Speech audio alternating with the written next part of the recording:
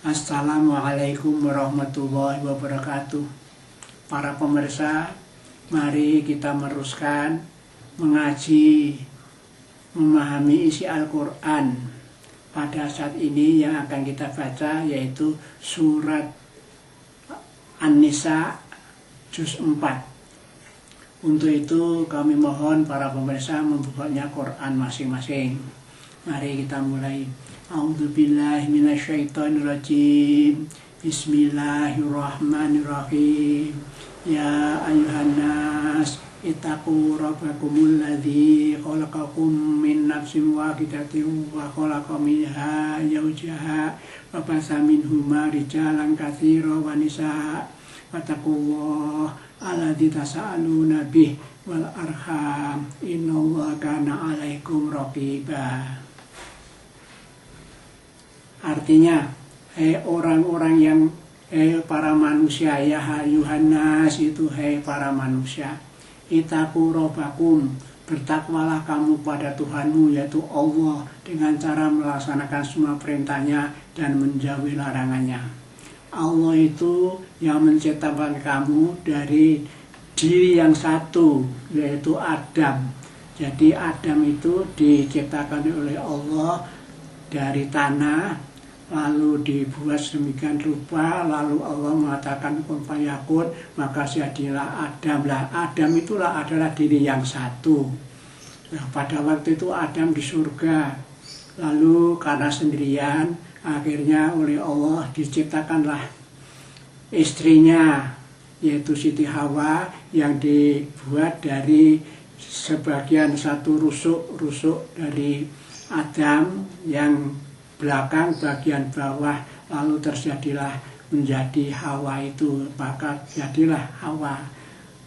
Nah, pada waktu itu Adam dan Hawa dilarang oleh Allah untuk mendekati suatu pohon. Kamu jangan mendekati pohon ini, tapi keduanya melanggar karena diganggu setan, akhirnya dihukum oleh Allah, diturunkan ke bumi. Lah setelah di bumi, maka ini wa khalaqa minha zawjaha wa batha minhuma rijalan katsiran wa nisaa.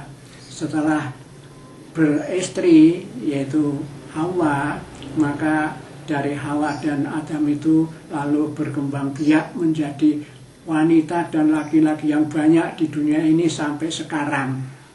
Wattaqullah alladzi tasaaluna bihi wal arham, dan hendaklah kamu bertakwa kepada Allah setakwa-takwanya, dan kamu satu sama lain saling meminta. Artinya kamu sesama manusia ini saling meminta, saling bertransaksi, mengadakan perjanjian dalam segala hal.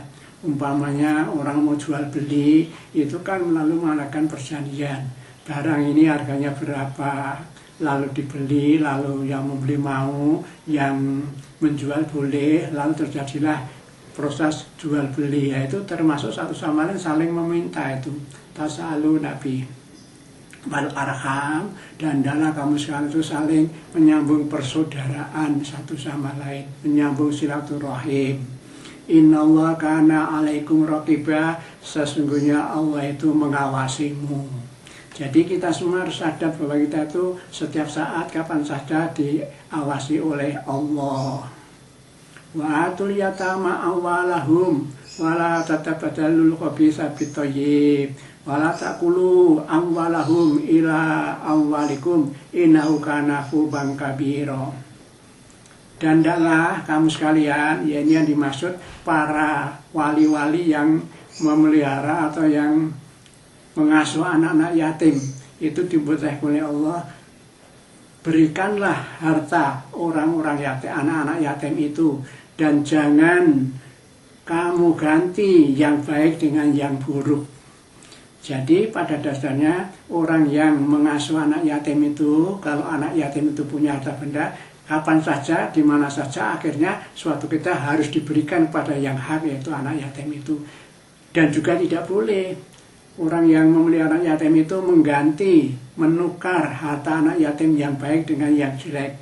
Umpamanya anak yatim itu punya sawah yang misalnya tanah itu subur, lalu oleh si pemeliharaan itu lalu diganti dengan tanah yang tidak subur, itu tidak boleh begitu. Itu berarti mengganti yang baik dengan yang buruk. Wala taqulu amwalahum ila amwalikum, dan janganlah kamu para wali yang memelihara yatim itu mencampur aduk hartamu dan harta yatim dan kamu makan darinya.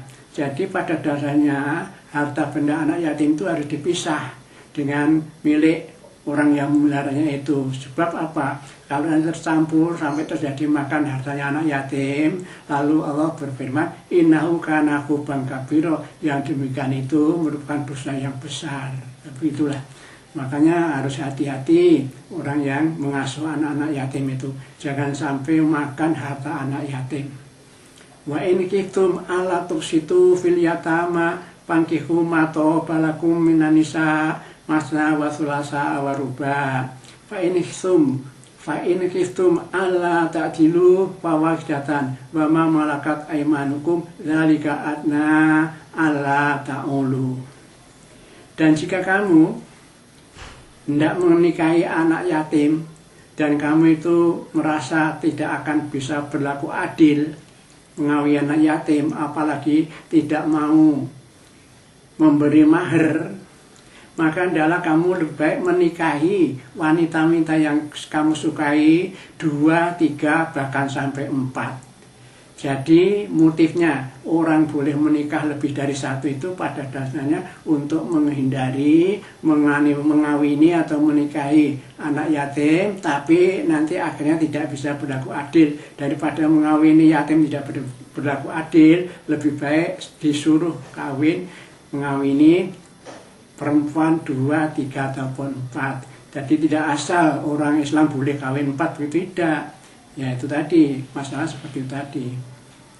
Fa in khiftum alla ta'dilu fawahidatan, maka apabila kamu khawatir tidak bisa berlaku adil kepada wanita-wanita yang kamu kawin dari anak yatim itu, maka sebaiknya kawin saja seorang perempuan yang kawin perempuan itu bukan anak yatim, satu saja.